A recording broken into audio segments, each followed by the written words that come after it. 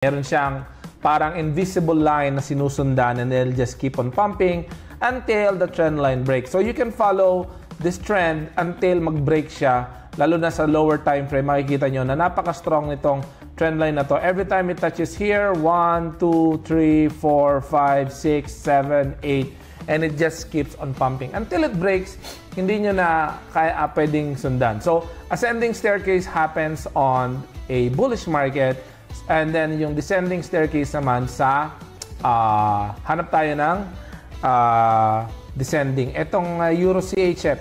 Kasi itong Euro CHF, guys, lagi itong downtrend. Actually, ilang taon at decades na itong downtrend. Ay, makikita nyo yung daily niya, yung weekly niya. Nandito pa rin siya. So, dito makakahanap tayo ng maraming descending staircase. Ito.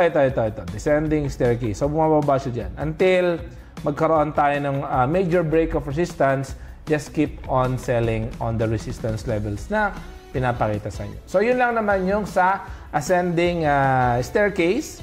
Okay, so ang mga favorite ko dito is yung symmetrical triangle.